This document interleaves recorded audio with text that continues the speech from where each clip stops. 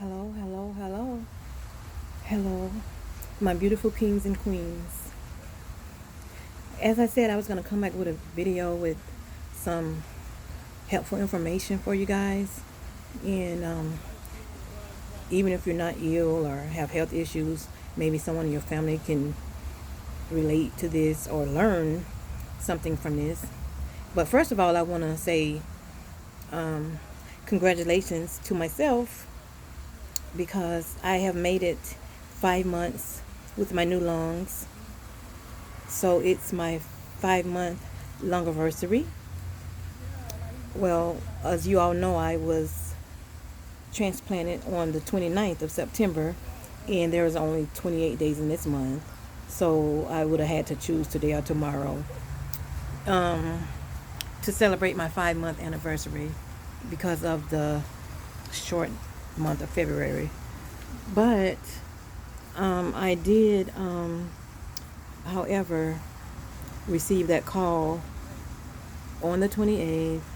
I'm forever grateful, and God is good, God is able, and I decided to step outside on the front, just here by my door. You can see my door right there, and catch me some fresh air.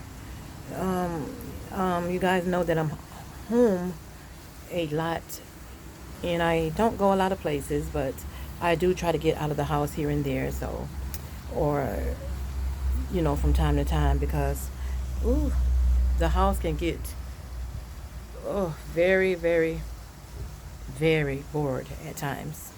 So, in celebration of my 5 months, I will be going to the movies tonight.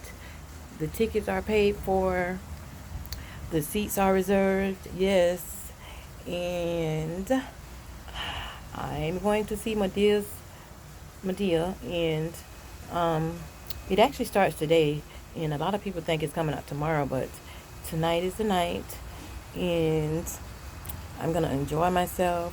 Can't eat much popcorn because of my gastroparesis. Okay, now let's get on to another subject, which is one of the subjects that I want to talk about today is well, actually, today is Rare Disease Day, and we have a lot of people out, in this world that has a rare disease. And I was one of the rare disease girls, and it's not for just women, with my pulmonary fibrosis.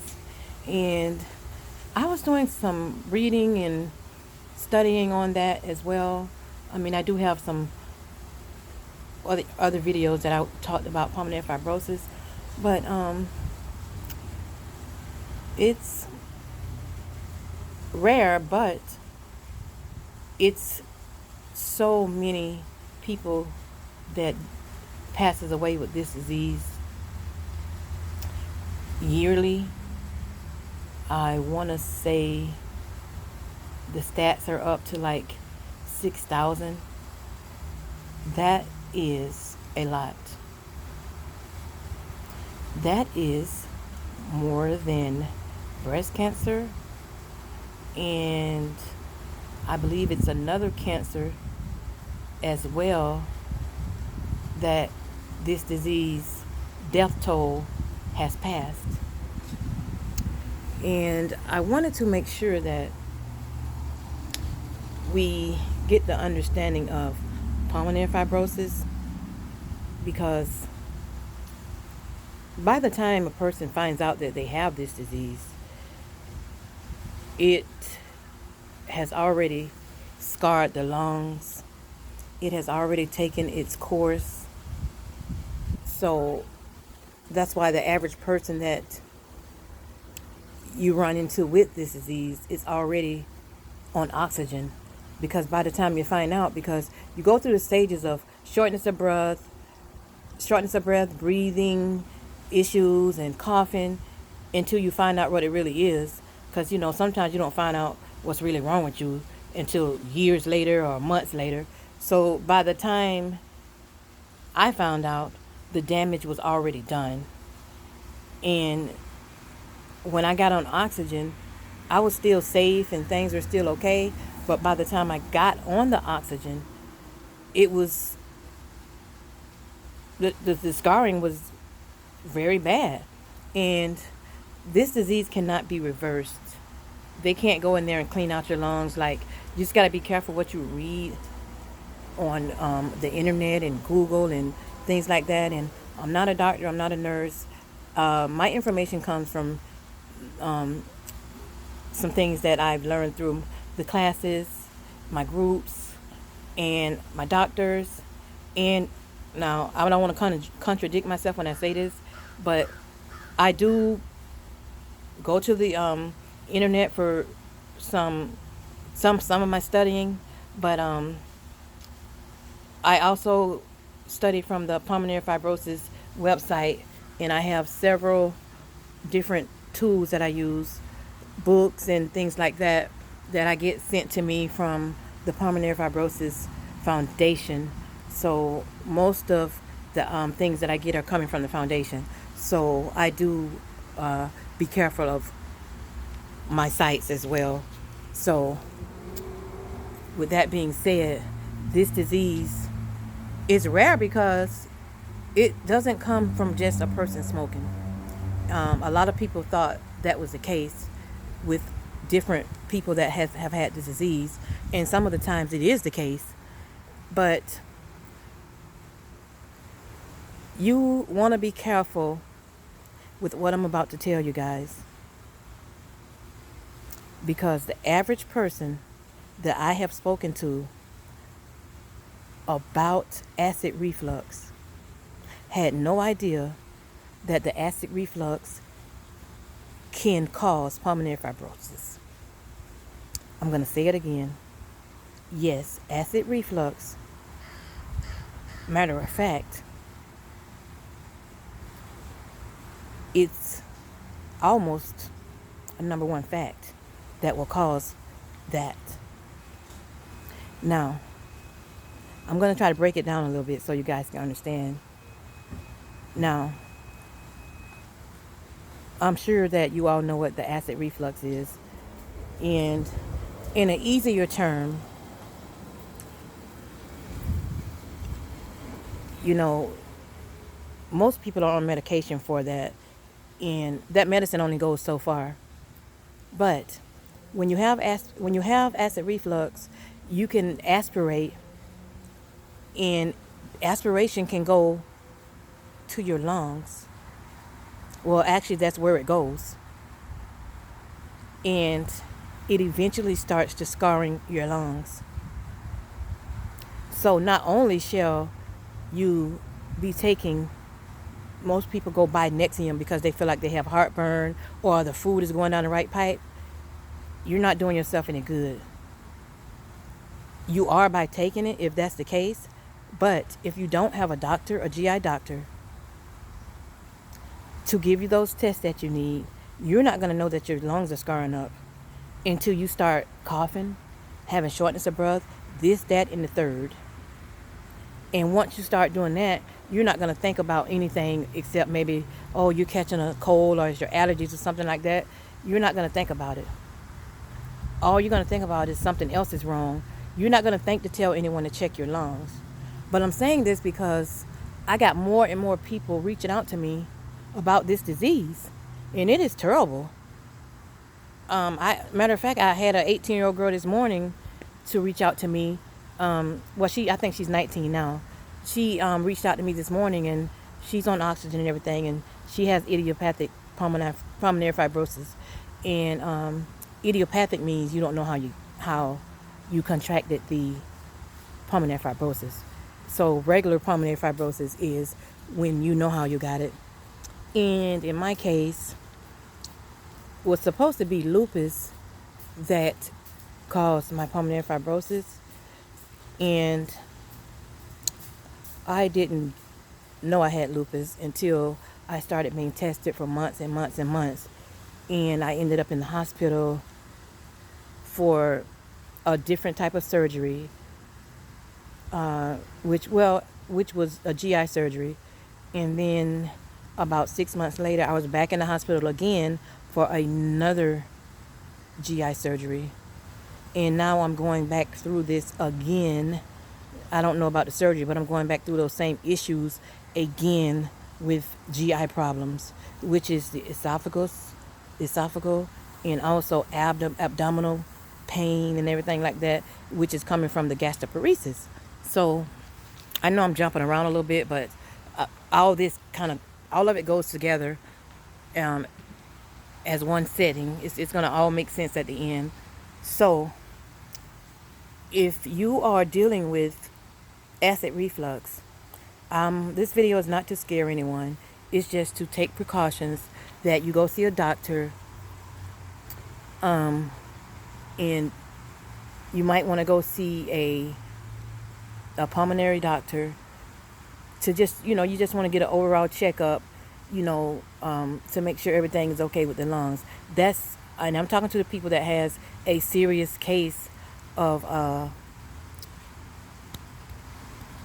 acid reflux, because if it goes to you don't want any of the aspiration to get in your lungs. It's terrible. And that's what they're checking me for now, which was one of the testing that I took with the tube up my nose, that is not aspirating again, or whatever, because I definitely don't want the situation to have an encounter with my new lungs. And yes, I have had aspiration since I've had my new lungs. I've had that already. So we cleared that problem one time, and we're working on that now with all these different tests that I'm taking. So I still don't have any answers right now for my latest test, but that'll be soon to come. And my gastroparesis has really took an effect on me. I'm going to show you guys a little of the top of my stomach, how swollen it is. This is the top.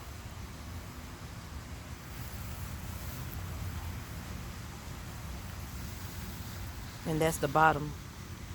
So from right here, that's swelling from the gastroparesis. And which is why that I have to eat small portions of food at a time.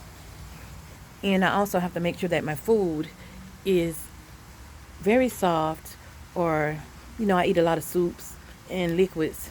And that's just for now until my second appointment in March, that I'll be going to get I'll be getting another test done, but I've had the same test almost 2 or 3 times now. So I'll be taking another one of those tests, and after that test, it's going to be a determination made from that test. And we're hoping that I don't have to get back into the surgery room, the operating room, however you want to call it. But whatever is best for this gastroparesis, and I know that my doctors at Shands are going to make sure they go with whatever they need to do. Although I'm tired of going back and forth in the operating room, I just hope that's not the case. But if it is, we're going to do what we need to do, because not only is it swelled up, it hurts as well. I can actually drink a bottled water, and that bottled water can end up making me feel like I've ate a whole meal. It'll make me feel like I've eaten a whole meal, and you just feel full. And I have to stay with something on my stomach during the times of, especially for the medication, so it can get hard at times. But I know God is able, and He's fighting this battle for me. So I just wanted to make sure that you all knew the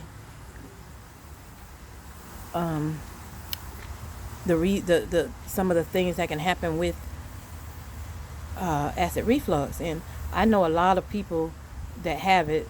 Like, I don't know the numbers, but it is quite a few numbers of people with I mean, well, that too, but the acid reflux. So I've been, like I said, I've been studying, and I don't never want to come on a video and give out wrong information. So uh, I'll keep on studying and keep on giving out information as I